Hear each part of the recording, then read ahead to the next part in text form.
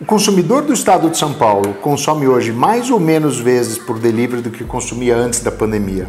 O almoço, ele ocupa que posição no ranking entre os principais momentos de consumo pelo delivery? Além de pizza e hambúrguer, quais são os outros segmentos aqui no estado de São Paulo que são consumidos com mais frequência pelos consumidores? WhatsApp ou Marketplace?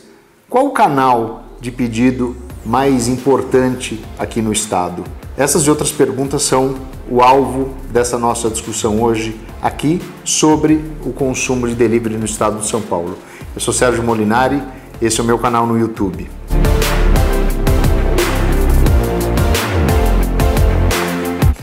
E a gente vai tratar essas questões que a gente instigou aqui no começo, utilizando como base de discussão uma pesquisa realizada pela Food Consulting aqui no estado de São Paulo entre o final de novembro e começo de dezembro de 2021, ou seja, uma leitura bastante atual sobre hábitos, atitudes, percepções do consumidor do estado de São Paulo em relação à alimentação fora do lar. Vale comentar que a gente fez um vídeo, ou que a gente também tem um vídeo falando sobre o consumo presencial, também fruto dessa mesma pesquisa, que você também pode assistir aqui no canal. E se essas questões que a gente vai tratar fazem sentido para você, seja porque você é um operador e precisa calibrar melhor a sua forma de atuar no delivery, se você é um abastecedor desse mercado e precisa entender a dinâmica do que teus clientes estão vivendo, ou se você é a indústria que está por trás de toda essa cadeia de valor, se isso faz sentido, assista o vídeo aqui com a gente até o final. A gente vai trazer aproximadamente 10 observações frutos dessa pesquisa e, se for relevante, se for útil para você, me procura por e-mail e a gente pode falar perfeitamente sobre a aquisição dessa pesquisa a qualquer momento para a tua empresa. Mas vamos lá, a gente está falando de estado de São Paulo, né? Então a primeira pergunta aqui é tentar entender frequência de consumo, né? Até porque a gente sabe que tem uma discussão muito grande sobre uma expectativa de enfraquecimento, de desaceleração do delivery e tal, e o que a gente leu agora, né, no momento bem recente, é que 39% das pessoas dizem que consomem hoje mais vezes do que antes da pandemia, ou seja, tem uma sustentação muito grande assim, ainda do crescimento do delivery.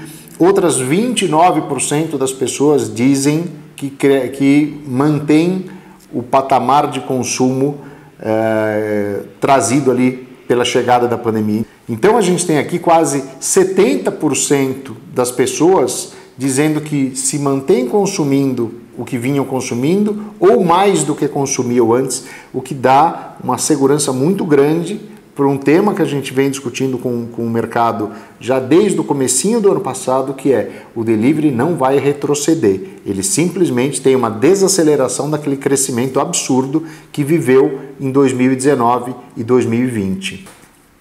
Agora, falando sobre os momentos de consumo no delivery. O jantar no final de semana ainda é o grande momento de consumo. 66% das pessoas dizem que o jantar no final de semana é um dos seus momentos mais habituais de consumo através do delivery. Depois disso, é o jantar durante a semana, para 39% das pessoas. Dá para tirar uma conclusão aqui que jantar é ainda o grande momento de consumo através de delivery. Você pode pensar da forma que for, vou explorar o jantar, já que é o jantar o grande momento, ou tem oportunidade de desenvolver os outros momentos de consumo que são muito inferiores ao momento de jantar. Então, acho que aí depende um pouco de qual a tua especialidade, qual é o modelo de atuação que o teu estabelecimento tem, se ele tem a possibilidade de utilizar capacidades ociosas em outros momentos ou em que momentos e assim por diante. Agora, a gente já falou que jantar é o grande momento, depois no ranking vem bem após outros momentos de consumo. Então vamos tentar entender o seguinte, que tipo de especialidade ou de que tipo de estabelecimento o consumidor mais pede pelo delivery. E aí a gente sabia que era esperado uma queda de braço entre pizzarias e hamburguerias. As pizzarias continuam no topo do delivery, elas nunca perderam apesar de que as hamburguerias andaram muito. Então a gente tem 75% das pessoas do estado de São Paulo dizendo que pedem habitualmente pelo delivery de pizzarias, e as hamburguerias têm esse índice junto a 61% das pessoas. Ou seja, disparadamente são os dois grandes segmentos do delivery, os que têm a maior penetração, que são citados como segmentos que são frequentados habitualmente pelos consumidores aqui do estado de São Paulo. Destaque para mim é menos a pizzaria, que era esperada e sempre foi um índice muito alto no delivery de São Paulo, mas as hamburguerias se manterem na casa superior a 60% de penetração como um segmento habitual chama a atenção, que mostra assim, uma vitalidade das hamburguerias, talvez acima do esperado por muitos de nós no mercado, quando esse boom das hamburguerias começou a aparecer de 2 ou 3 anos para cá. Tá? Ok, mas não é só de pizza e hambúrguer que vive o delivery. Então eu diria que os outros 4 segmentos que chamam a atenção por ter uma penetração também bastante relevante, estou falando de 30% a 38% dos consumidores do estado de São Paulo, na ordem é marmitarias, restaurantes de culinária oriental, pastéis e salgados e esfirras e culinária árabe.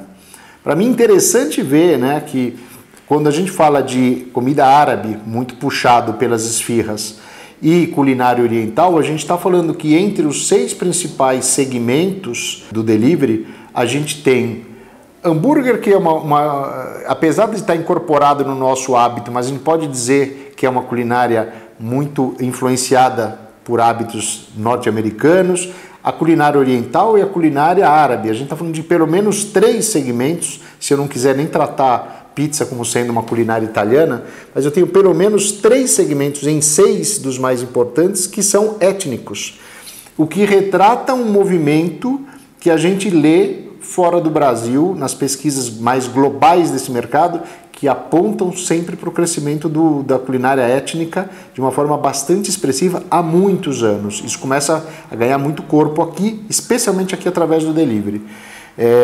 Aí a gente vai para o campo da experiência de consumo através do delivery. E o que a gente vê é que não existe um único fator que é o grande puxador daquilo que a gente considera uma experiência marcante, uma experiência relevante no delivery. A gente, na verdade, tem um grupo de 4 fatores com pesos muito próximos, entre 50% e 57% das pessoas citando um ou mais desses 4 fatores. O primeiro deles, promoções e descontos. O segundo deles, preço justo. E aí já vem uma constatação. No delivery, muito mais do que no consumo presencial, o tema preço ou relação custo-benefício ou preço justo, ou seja lá o que for, esse conjunto todo que fala sobre preço, desconto, promoção, tem uma relevância enormemente maior aqui do que no consumo presencial. Mas eu preciso fazer uma nota bem importante. A relevância desse tema, preço, promoção e desconto, na classe C é muito maior do que na classe AB. Na classe AB sobem aspectos que a gente vai comentar sobre conveniência, praticidade, qual é a culinária e etc. Mas na classe C, a questão de ser acessível, de caber no orçamento, de ser pagável, tem uma importância muito grande, e isso significa meio que 2 caminhos para o desenvolvimento do delivery bem distintos, dependendo de qual seja o público que o teu estabelecimento tenha como alvo. Depois de promoção e preço, a gente tem rapidez na entrega e facilidade de pedir. Aí eu entro efetivamente no campo de conveniência, praticidade, usabilidade, etc. Inclusive o 5º elemento é facilidade de pagar. Então a gente está dizendo que a principal razão de existir do delivery, especialmente falando de um público que tem capacidade financeira menos apertada para poder consumir, é a conveniência e a praticidade e a facilidade de uso. Então isso completa um pouco esse conjunto dos principais elementos aqui da experiência de consumo no delivery.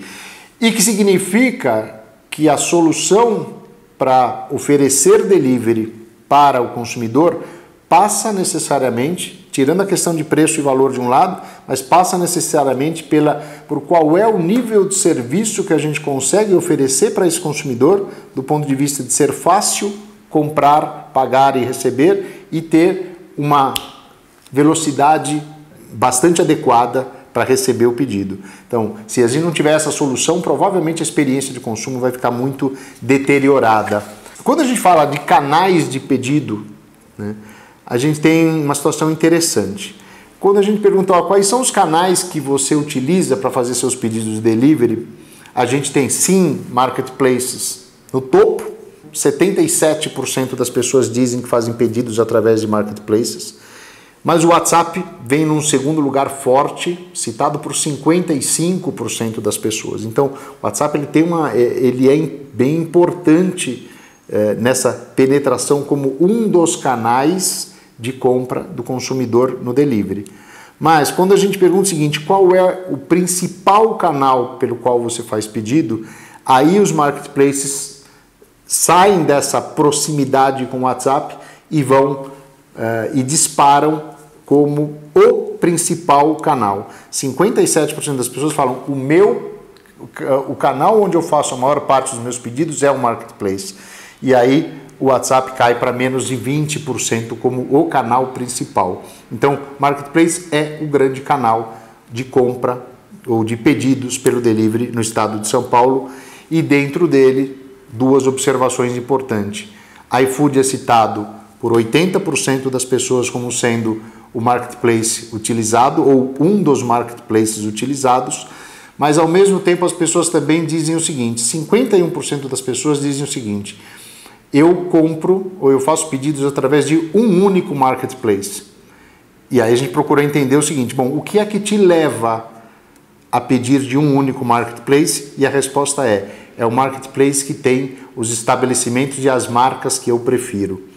Ou seja, nessa disputa toda de marketplaces, onde hoje o consumidor ainda diz iFood com 80% das menções, Uber Eats, segundo colocado no estado de São Paulo com 38% e Rappi com 25%, esses são os três líderes. Hoje o iFood tem a liderança de 80%, bastante pronunciada, mas esse jogo ainda muda mais um pouco por conta da saída do Uber Eats do mercado, agora no primeiro trimestre de 2022, e que isso obviamente vai ter uma acomodação de participação. A interpretação da gente é que o iFood, pelo tamanho que já tem, deve ser o principal beneficiário dessa saída do Uber Eats, e lembrando que o principal quesito para o consumidor se fidelizar em um marketplace, o principal quesito é que ele seja o marketplace que aglutine aí suas principais marcas e estabelecimentos preferidos. Isso tem muito a ver com essa guerra de participação de mercado que a gente vive e vai continuar vivendo por aqui.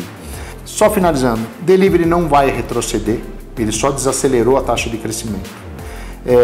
Segmentação de mercado e segmentação de público é bastante importante. Entender isso significa dirigir melhor a tua estratégia. E conveniência por um lado, conveniência, praticidade e usabilidade por um lado, e relação custo-benefício por outro, vão definir se você consegue se manter ou avançar na sua fatia dentro do delivery, onde a gente tem essa guerra de participação de mercado e onde a gente tem exclusividade, não do ponto de vista contratual, mas ser o marketplace que tem as marcas preferidas. Isso continua fazendo uma diferença muito grande no jogo. Enquanto isso não mudar, o market share provavelmente não mude. Quem viver verá. Vamos esperar para ver os próximos movimentos e a gente vai acompanhando. Deixa aqui teu comentário sobre essa cena toda de delivery e a gente discute no canal. Muito obrigado.